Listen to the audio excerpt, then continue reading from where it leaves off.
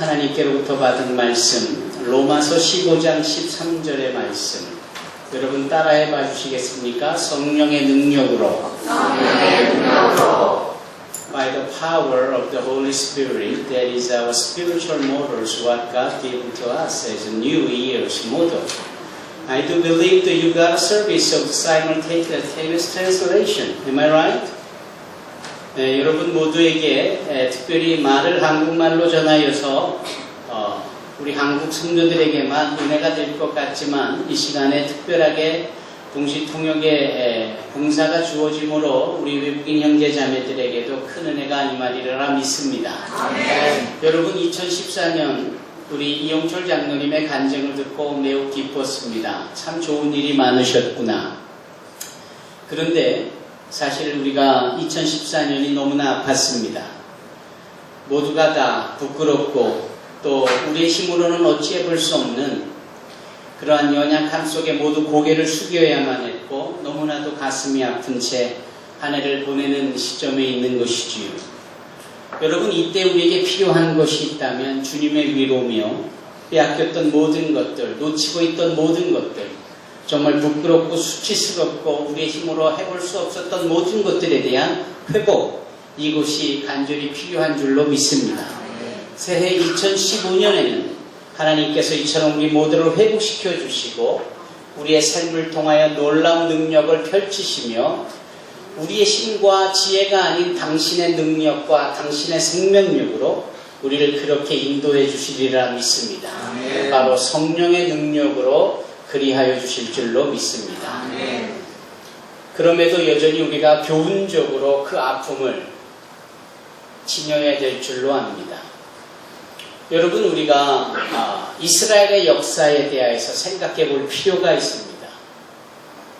이스라엘의 역사는 장구한 세월 속에 많은 어려움이 있었고 아픔이 있었습니다. 나라를 송두리째 빼앗기고 방황하고 유리하며 2000년의 역사를 흘려보내야 될 만큼 그렇게 처절한 삶을 살던 자들이 이스라엘 사람들입니다. 얼마나 아팠을까요? 얼마나 괴로웠을까요? 얼마나 힘들었을까요? 그럼에도 불구하고 그들은 여전히 자신들이 하나님의 백성이라는 정체성을 잃지 않습니다. 그들은 하나님을 믿는 그 신앙의 그 모습을 결코 놓치지 않습니다. 그래서 그들은 무너졌고 없어졌던 나라를 다시 회복할 수 있었고 시온에 모인 자들이 시온의 아침을 노래하며 하나님께서 다시 세우시는 회복의 역사를 만끽할 수 있었습니다. 준비가 안 돼 있었더라면 하나님께서 복을 주셔서 그와 같은 나라를 재건시켜 주시고 회복해 주신들 그들이 그 기쁨을 누릴 수 있었을까요? 결코 그럴 수는 없었을 겁니다. 하지만 그들은 당당하고도 분명하게 온 세상을 향하여 자신들 이스라엘의 회복을 노래했고 그들은 보란듯이 다윗의 별이 그려져 있는 나라를 굳게 삼아 그렇게 재건하는 데 성공을 했고 하나님의 백성임임을 지금도 자랑스러워하며 온 세상 앞에 자신들의 존재감을 드러내고 있습니다. 부끄러운 한 해를 보냈던 우리에게 있어서 귀감이 될 수 있는 부분입니다. 그러면 도대체 그들의 그렇게 정체성을 잃지 않고 하나님 앞에서의 자녀 되어짐과 백성 되어짐을 당당하게 누릴 수 있는 원동력과 비결이 있다면 그것이 무엇일까요? 저는 그 해답을 하나님의 말씀 곧 시편 78편에서 찾고자 합니다. 여러분들께서도 시편 78편 말씀을 펴주시기 바랍니다. 곧 6절로 8절까지의 말씀입니다. 시편 78편 6절로 8절까지의 말씀입니다. 다 찾으셨으면 우리 함께 읽겠습니다. 이는 그들로 후대 곧 태어날 자손에게 이를 알게 하고 그들은 일어나 그들의 자손에게 일러서 그들로 그들의 소망을 하나님께 두며 하나님께서 행하신 일을 잊지 아니하고 오직 그의 계명을 지켜서 그들의 조상들 곧 완고하고 패역하여 그들의 마음이 정직하지 못하며 그 심령이 하나님께 충성하지 아니하는 세대와 같이 되지 아니하게 하려 하심이로다. 아멘. 시편 78편은 이스라엘 백성들의 아픔을 노래합니다. 왜 아픈가 했더니, 왜 힘들었는가 했더니, 왜 괴로운 일을 당할 수밖에 없었는가 했더니 하나님의 계명을 지키지 않는 것. 여기 본문의 말씀처럼 완고하고 패역하여서 그들의 마음이 정직하지 못한 겁니다. 그 심령이 하나님께 충성되지 못했던 것. 이 결과물로서 그네들은 아픔을 당했고 주변 국가들에게 전쟁이라는 대상으로 여겨져서 피비린내라는 핍박과 희생의 대상물들이 되어졌고 포로로 끌려가기까지 하며 엄청난 아픔의 연속선상에 있었습니다. 완고하고 패역하고 하나님의 계명을 지키지 아니한 거로 그와 같은 환경에 놓여졌던 겁니다. 어쩌면 이 말씀은 지난 2014년 우리 사회를 그대로 보는 듯 싶습니다. 알량한 경제력을 가지고 주어진 민주주의에 대하여서 오버한 채 자신들의 욕심과 자신들의 쾌락만 추구하고 지극히 이기적인 삶의 모습을 보여줬던 이 사회 전체에 대한 그들의 모습이 바로 여기 78편 8절의 모습이 아니고 무엇이겠습니까? 그러기에 아픔이 있었고 그러기에 괴로움이 있었다라고 78편 전체에 말하고 있을 때 지난 2014년의 세월호와 같은 아픔이 그 이웃들의 슬프디 슬픈 고통의 모습들을 우리는 지켜볼 그러한 상황에 놓여졌던 것이 아닙니다. 누구 하나 힘쓸 수도 없고 어떤 누구도 그들을 위로할 수 없고 괴로움 속에 힘들었던 그 모든 것의 모습을 우리는 이 78편 그들의 모습 속에서 보는 듯 싶습니다. 다만 이스라엘 백성들이 그 상황 속에서 그 고통을 이겨내고 그 회복의 역사를 소유하고 하나님께로부터 다시금 그 지위를 부여받아서 고통과 유리와 방황 속에 있었지만 하나님의 백성임을 세상 가운데 나타나게 되어졌으니 우리 또한 그들의 비결을 우리의 삶 가운데 인지하고 적용한다면 부끄러운 2014년의 모습이 아닌 새로운 생명력이 넘치는 회복의 역사와 우리를 존귀하게 여겨주시고 각자 개인의 삶에 크나큰 은총을 부여해 주시는 귀한 2015년 새해요 우리의 모든 성도들이 삶이 될 줄로 믿습니다. 그렇다면 그 비결과 우리가 배워야 될 귀감되어질 내용은 무엇이냐? 바로 6절로 7절의 말씀인 거예요. 그들로 후대고 태어날 자손에게 이를 알게 하고 그들의 자손에게 일렀다 그럽니다. 우리 자녀들에 대한 교육이 바로 비결이고 우리 자녀들에 대한 신앙의 전이가 전달이 전수가 필요한 부분입니다. 우리 산소마교회가 왜 온가족 예배를 드리며 신앙의 명가를 세워가지고 그토록 외치고 부르짖는고 하면 우리가 잘못해서 우리의 자손들이 아픔을 당할 것에 대하여 그들로 하여금 너희들은 그러지 말라고 우리의 잘못에 대한 반면교사를 저들에게 가르치기 위함이고 부족하지만 하나님께 은혜를 받은 것에 대하여 저들에게 진면교사를 가르쳐서 적어도 우리의 자녀와 우리 자손들에게 있어서는 바른 신앙의 모습을 회복시키고 우리 부모 때보다 훨씬 더 영적인 지경이 넓어지고 높아지고 깊어지고 확장되어지기를 원하는 것 아닙니까? 여기 이스라엘 백성들이 그랬다라는 거예요. 자녀들에게 증거하고 자녀들에게 가르쳤습니다. 아무리 모태신앙을 말한다 할지라도 저절로 모태신앙이라면 다 신앙이 좋은 걸까요? 그렇지 않습니다. 자꾸 가르쳐야 되고 계속하여 들어야 합니다. 부모된 자들이 삶으로 모범을 보여야 합니다. 집 안에서의 모습과 교회 안에서의 모습에 일체가 있어야 되는 겁니다. 우리 자녀들이 그것을 보고 배우지를 않겠습니까? 야고보 사도처럼 네 믿음을 내게 보여라. 나는 내 행함으로 내 믿음을 너에게 보이리라고 말씀하고 있는데, 우리가 우리 자녀들에게 가르침이 말로만 가르칠 것이 아니라 거룩하고도 성화되어져가는 삶의 행함으로 가르쳐야 될 줄로 믿습니다.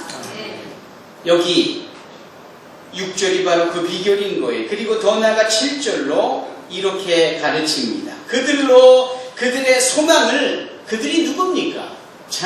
자손들이, 우리가 도전받고자 하는 우리의 자녀들, 우리의 자손들이라는 이들이 그들의 소망을 하나님께 두게 하는 것. 그래서 하나님께서 행하신 일을 잊지 아니하고 오직 그의 계명을 지키는 것, 이것입니다. 이것을 우리 자녀들에게 가르쳐야 되고 우리가 우리 자녀들에게 이것을 보여야 한다라는 소망을 하나님께 두는 것. 사랑하는 성도 여러분, 우리는 우리의 하나님을 여러 이름으로 표현을 합니다. 복 주시는 하나님, 영생하시는 하나님, 예비하시는 하나님, 감찰하시는 하나님. 제가 지금 쭉 불러드린 이 하나님 앞에서의 형사처럼 불려지는 이 수사, 그분의 이름은 하나같이 아브라함, 우리의 믿음의 조상의 창세기 12장으로부터 23장 중반까지 나오는 하나님의 말씀이, 하나님의 이름에 대한 설명이, 그 중에 하나를 덧붙인다면 소망의 하나님입니다. 소망의 하나님. 그러기에 우리 자녀들에게 그들의 소망을 하나님께 두라라고 하는 거예요. 소망을 경쟁적인 대학에 두는 거 아닙니다.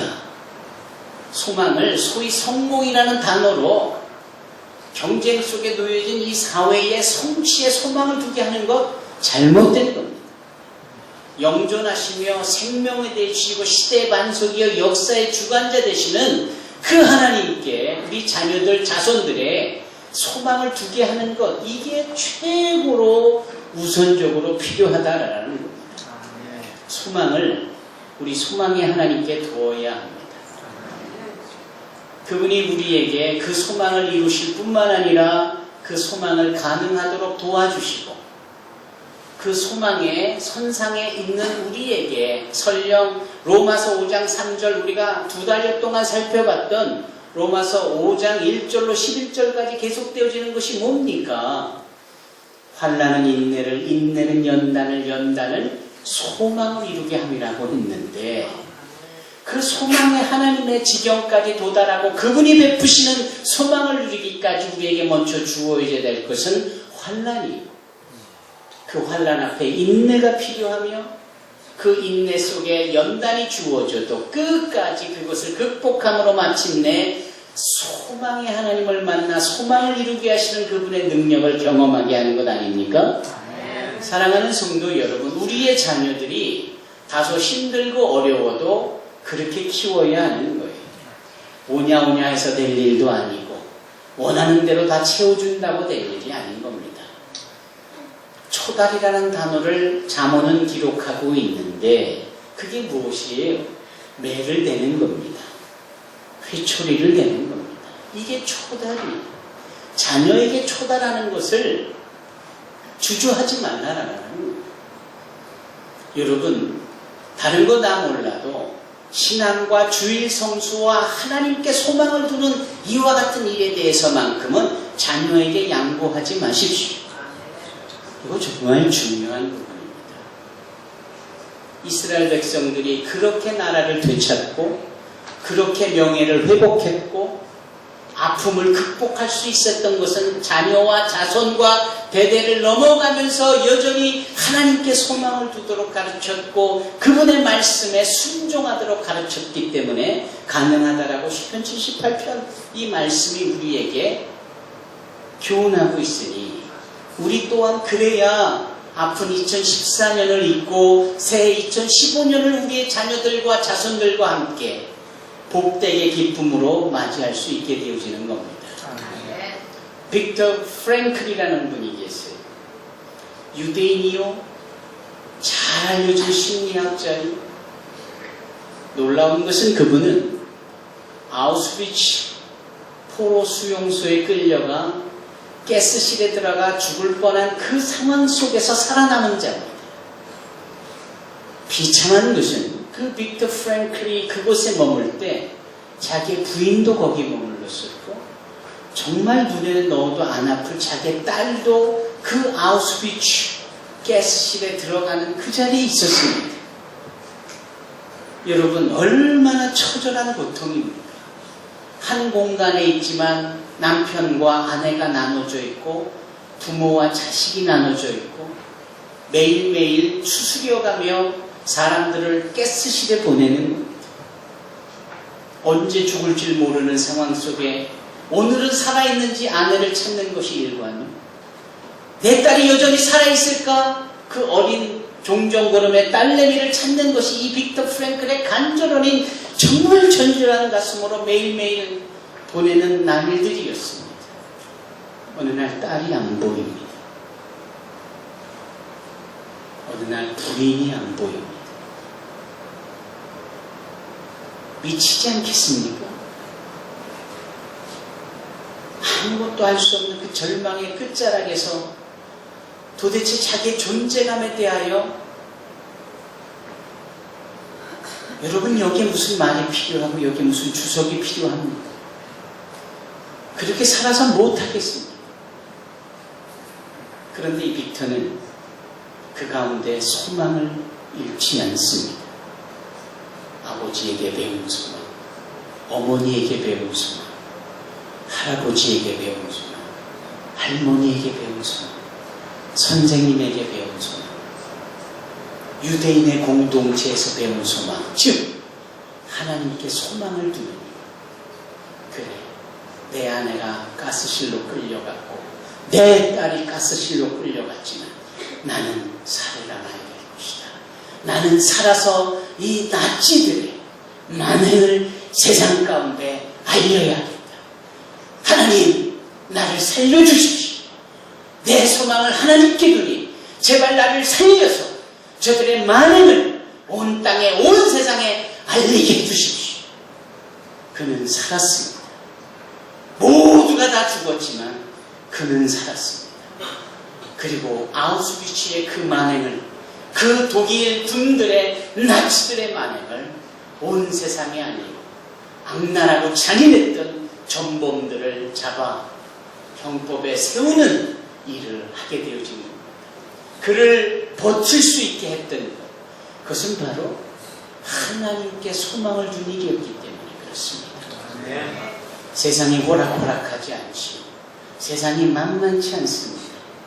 세월호와 같은 사건이 우리 가운데 또 없으라는 법이 어디에 있습니까? 우리 자녀들이 그런 상황 속에 속절없이 노출되어지고 속절없이 희생이 될 수 있다, 되지 않는다라고 누가 자신있게 말할 수 있겠습니까? 다만 우리뿐 아니라 우리의 자녀와 자손들이 하나님께 소망을 둔다면 그보다 더 좋은 일은 없는 겁니다. 여러분, 새해에 어떤 소망을 가지고 계십니까? 새해에 어떤 기대감을 가지고 계십니까? 그 기대감과 그 소망을 하나님께 두시기 바랍니다. 하나님께서 역사하시며 우리의 삶을 존귀하고 당신의 복의 통로가 되어지도록 은혜를 내려주실 줄로 믿습니다. 결국은 이 하나님께 소망을 두는 게 능력이며 하나님께 소망을 두는 것이 우리의 성공의 비결입니다. 정말 새해 복만을 받으라고 말할 때에 진정한 새해의 복은 하나님께 소망을 두는 것이 진정한 새해의 복입니다. 아멘. 그런데 정말 놀랍게도 하나님께 소망을 두어야 된다는 사실을 가슴 뜨겁게 이해하고 아멘이라고 말하면서도 하나님께 소망을 두는 일을 우리가 쉽게 행하지를 못합니다. 쉽게 그 일을 적용하지 못하고 우리 가운데 펼치지를 못합니다. 왜일까요? 이유가 뭘까요? 하나님께서 모세를 통하여서 당신의 택한 백성들이 고통과 신음 가운데 있다는 사실을 전하시고 그것도 430년 동안 괴로움 속에 있었던 당신의 백성들을 이끌어내시고자 할 때 아주 구체적인 계획을 알려주셨어요. 아주 분명한 당신의 약속의 말씀으로 전해들에게 소망이 되게 하셨어요. 그것이 바로 출애굽기 6장 말씀입니다. 출애굽기 6장 말씀을 펴주시기 바랍니다. 출애굽기 6장 6절로 8절까지의 말씀입니다. 출애굽기 6장 6절로 8절까지의 말씀입니다. 제가 읽을 테니 여러분들이 눈으로 보시기 바랍니다. 제가 읽고 나서 여러분들에게 질문을 할 것인데 그 질문이 무엇일지를 한번 생각해보고 이 새해 첫 시간에 정신 똑바로 차리시고 이 말씀을 집중하여 보시기 바랍니다. 출애굽기 6장 6절 그러므로 이스라엘 자손에게 말하기를 나는 여호와라 내가 애굽 사람의 무거운 짐 밑에서 너희를 빼내며 그들의 노역에서 너희를 건지며 편팔과 여러 큰 심판들로서 너희를 속량하며 너희를 내 백성으로 삼고 나는 너희의 하나님이 되리니 나는 애굽 사람의 무거운 짐 밑에서 너희를 빼낸 너희의 하나님 여호와인 줄 너희가 알지라. 내가 아브람과 이삭과 야곱에게 주기로 맹세한 땅으로 너희를 인도하고 그 땅을 너희에게 주어 기업을 삼게 하리라. 나는 여호와라 하셨다 하라. 아멘. 하나님의 약속의 말씀입니다.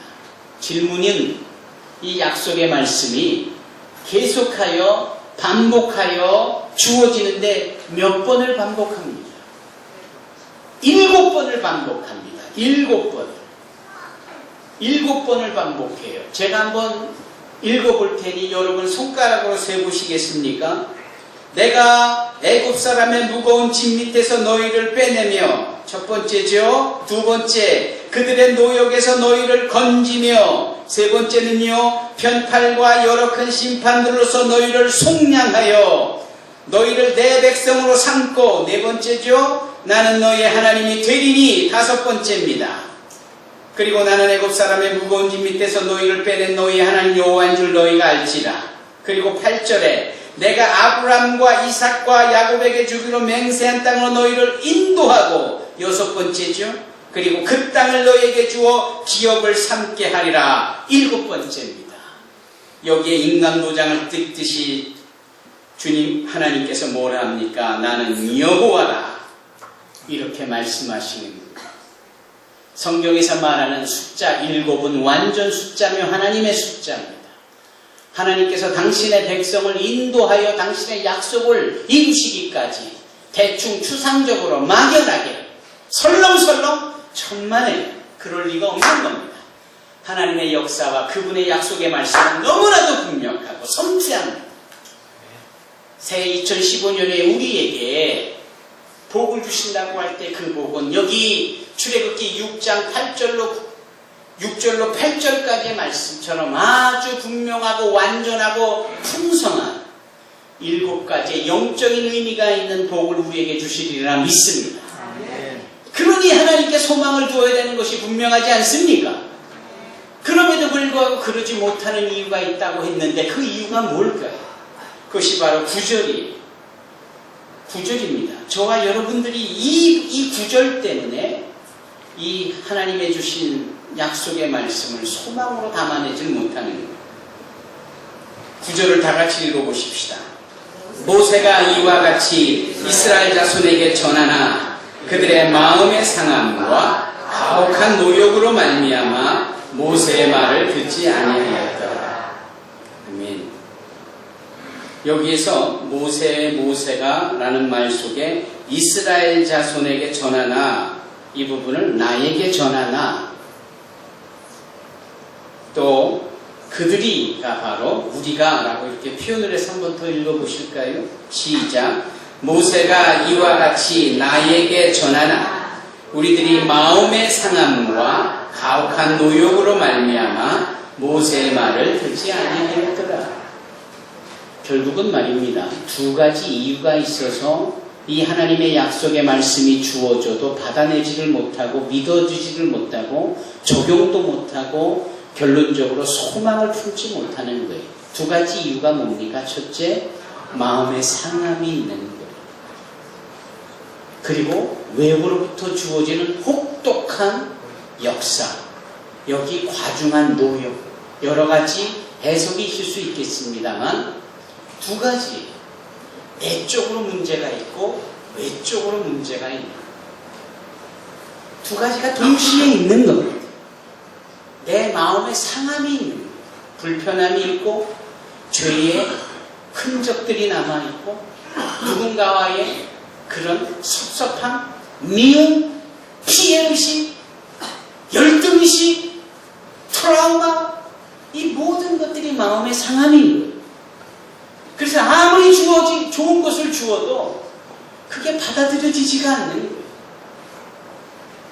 귀한 음식을 갖다 주면은 오늘 내가 뭐 그지고 하나 음식을 갖다 주고 그래? 뭐 이런 식으로 자존감이 낮아버리면 아무리 사랑을 증거하고자 좋은 음식을 대접하고 섬기고자 해도 그렇게 마음의 상함이 있으면 그 가치를 모르는 것과 동일한 거예요. 안 그렇습니까, 여러분? 하나님이 당신의 사랑하는 아들 독생자를 우리에게 주셨건만 그 마음에 상함이 있고 비뚤어진 죄의식이 있고 늘 이기적이고 자기 욕심만 가득하다 보니 하나님이 주시는 선물인 예수 그리스도에 대해서 관심도 없고 줄려면 저걸 주지, 줄려면 돈벼락이나 맞게 해주지, 뭐 이런 식의 삐딱하고 굽어진 말만 한다 말입니다. 마음의 상함이 문제인 거예요. 여러분들은 마음의 상함이 없으십니까? 없을 리가 있나? 왜 중풍병에 걸린 친구를 주님께서 고쳐주시고자 할 때 그의 중풍병을 고쳐주시기 전에 소자야 네 죄를 사함받았다라고 말씀하십니까? 가장 근본적인 것이 우리 마음속에 죄라는 것으로 쓴뿌리로 남아있는 것이거든요. 이것이 미움을 유발하고 이것이 불평을 유발하고 이것이 불만을 유발하고 이것이 불신을 유발하기 때문에 사랑하는 성도 여러분, 아무리 하나님께서 약속을 주시고 복을 주시고 소망케 하신다라고 해도 내 마음의 상함을 해결하지 않으면 그것이 구체적으로 우리의 삶에, 특별히 2015년에 우리의 삶에 펼쳐질 수 없는 겁니다. 또 하나 중요한 것이 있는데 이 마음의 상함을 아무리 그 이유를 안다 할지라도 우리의 힘으로 어떻게 해볼 도리가 없습니다. 그리고 다른 문제가 하나 있지요. 그 문제가 뭡니까? 외부로부터 주어지는 것. 누군가가 나를 모함해. 말도 안 되는 소리로 나를 손가락질을 해. 뜻하지 않게 어려움이 생기지를 않나. 잘 나가다가 왜 불편한 일이 생기고 손해를 보고 피해를 당하게 되어지는지. 친구인 줄을 알았더니 친구가 도대체 사기꾼이야 뭐야? 왜 나에게 피해를 주는 거야? 이게 다 뭐야? 이게 외부로부터 주는 혹독함입니다. 나를 가만두지 아니하고 끊임없이 우리를 요동케 하고자 하는 사단 마귀의 괴계인 것이에요. 이것을 그냥 내버려두면은 하나님이 소망의 하나님으로서 우리에게 7가지의 약속을 부여해 주셨어도 이런 것들에 그냥 나를 허용해버리고 그냥 속절없이 그와 같은 일을 당할 때에 아무리 하나님이 소망의 약속의 말씀을 주셔도 그것을 소유하거나 누려보지 못하는 겁니다. 그래서 말만 새해 복 많이 받아야 되겠다라고 하지만 다르지 않게 예전의 모습과 연약한 모습 그대로다라는, 그러면 어떻게 해야 할까요? 그 해답이 제 뒤에 있는 저 현수막에 써있는 여러분들의 성경 오늘 본문의 말씀 로마서 15장 13절의 핵심인 성령의 능력으로 가능하다라는 겁니다. 따라해 보십시다. 성령의 능력으로. 성령의 능력으로. 내 마음의 상함이 해결이 되고 성령의 능력으로 외부로부터 주어지는 역사의 혹독함이 해결이 되어지는 예수님께서 부활하셨습니다. 부활하신 예수님께서 나타나셔서 행하신 첫 말씀이 뭐예요? 샬롬! Peace be with you. 너에게 평안이 있을지어다. 이게 첫 말씀이세요. 그 평안이 이 마음의 상함을 해소하고 치유해주는, 완전케 하는, 회복케 하는 우리 주님의 부활의 역사인 겁니다. 부활하신 주님께서 샬롬을 외치시며 평안할지어다 라고 말씀하시지요. 세상이 줄 수 없는 평안을 내가 너에게 준다라고 하시죠. 그러시면서 이어서 하시는 말씀이 뭡니까? 요한복음 20장에 따르면 주님께서 말씀하시기 전 하고 숨을 내쉬어주세요. 그러시면서 이어서 말씀하시기를 성령을 받으리라. 성령을 받아라. 이렇게 말씀합니다. 당신의 숨을 내쉬어주시며 성령을 받으라라고 하세요.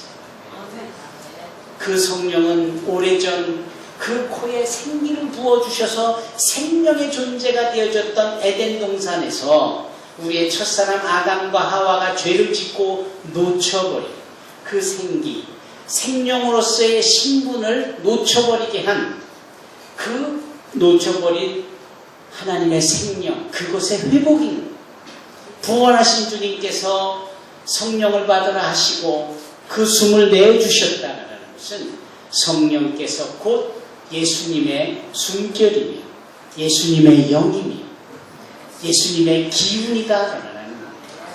그러기에 성령의 능력으로 2015년에 우리가 소망을 하나님께 두고 주신 약속의 말씀을 이루고자 할 때 내가 아닌 성령의 기운과 성령의 능력과 성령의 생명력을 의지할 때 이것이 가능하다라는 겁니다.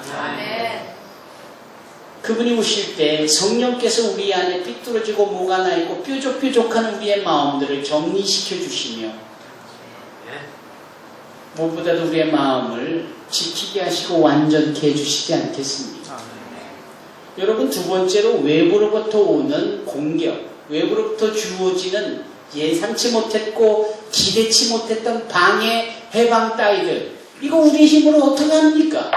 그러나 성령께 의지할 때 성령의 능력으로 이 문제까지도 해결되리라 믿습니다. 아멘.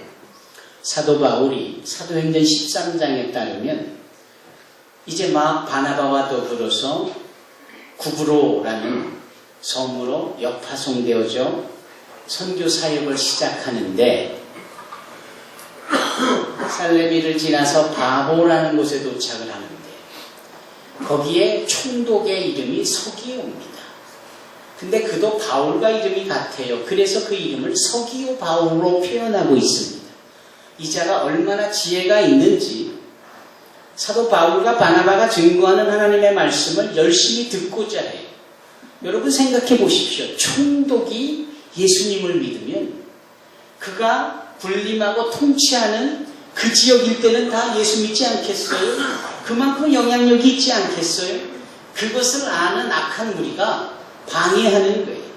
그 바보라는 곳에 바예수라는 엘루마라는 이 박수가 살고 있는데 이게 귀신 들려가지고 무당짓을 하고 있으면서 바나바와 바울이 말씀을 증거하고 전하는 것을 소리 지르며 방해하고 외박을 놓는 겁니다. 이게 말이 안 되잖아요. 바로 그럴 때 성령께서 사도 바울에게 임함으로 그 임하신 성령의 능력으로 사도 바울이 이 바예수를 엘루마를 아주 혼쭐을 냅니다. 그 내용이 사도행전 13장에 자세히 기록이 되어 있습니다. 여러분 펴보실까요? 사도행전 13장입니다. 사도행전 13장 4절부터 제가 읽겠습니다. 두 사람이 성령의 보내심을 받아 실루기아에 내려가 거기서 배 타고 구브로에 가서 신람이 이르러 하나님의 말씀을 유대인의 여러 회당에서 전할세 요한을 수행원으로 두었더라. 온 섬 가운데로 지나서 바보에 이르러 바 예수라는 유대인 거짓 선지자인 마술사를 만나니 그가 총독 서기오 바울과 함께 있으니 서기오 바울은 지혜 있는 사람이라 바나바와 사울을 불러 하나님의 말씀을 듣고자 하더라. 8절 이 마술사 엘루마는 이 이름을 번역하면 마술사라 무당 곧 박수다 이런 표현을 하지요. 그들을 대적하여 총독으로 믿지 못하게 힘쓰니 바울이라고 하는 사울이 성령이 충만하여 그를 주목하고 이르되 모든 거짓과 악행이 가득한 자요 마귀의 자식이요 모든 의의 원수요 주의 바른 길을 굳게 하기를 그치지 아니하겠느냐.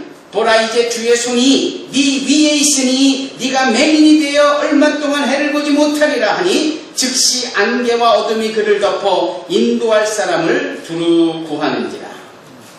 이에 총독이 그렇게 된 것을 보고 믿으며 주의 가르치심을 놀랍게 여기니라. 사랑하는 성도 여러분, 방해가 있는 거예요. 역사의 혹독함이 바울과 바나바에게 생긴 겁니다. 회방거리가 있는 거예요. 그 두 사람이 어찌 해볼 도리가 없을 때 성령의 충만함을 힘입어 성령의 능력으로 그 방해하는 외적에서 주어지는 혹독함에 대하여서 저주하고 명령을 하니 성령의 능력으로 저들이 쫓겨나고 저들이 오히려 눈이 감기는 역사로 이어지지를 않습니다. 이 성령의 역사는 2000년 전 저 구브로 바보에만 있었던 성령의 역사가 아니라 오늘 우리와 함께 하시는 세상 끝날까지 너희와 함께 할 거다라고 약속하여 우리와 함께하고 계시는 성령과 동일하게 역사하시는 그분의 능력인 줄로 믿습니다. 그렇다면은 여러분 우리를 방해하고 우리를 회방하고 2015년도 복받지 못하도록 새해가 됐건만 여전히 지난 아픔 속에 고통 가운데 있게 하는 이 악한 사단마귀의 계계를 우리는 성령의 충만함을 힘입어 성령의 능력으로 말미암아 그 모든 외적으로 주어지는 방해거리를 이겨나가야 될 줄은 않겠습니까? 아무쪼록 저와 여러분이 그리 되어지기를 원합니다. 성령을 받으라라고 하시는 부활의 주님의 말씀처럼 성령의 충만함을 힘입어 마음의 상함을 회복하고 외적으로 주어지는 모든 방해거리를 성령의 능력으로 제어하고 마침내 소망을 하나님께 두고 그렇게 하나님의 능력을 힘입어 복된 새해 2015년을 누리며 살아가기를 주님의 이름으로 축원합니다. 다시 한번 오늘 본문의 말씀 로마서 15장 13절의 말씀을 우리 다 같이 함께 읽기를 원합니다. 로마서 15장 13절의 말씀 다 같이 읽겠습니다. 소망의 하나님이 모든 기쁨과 평강을 믿음 안에서 너희에게 충만하게 하사 성령의 능력으로 소망이 넘치게 하시기를 원하노라. 아멘.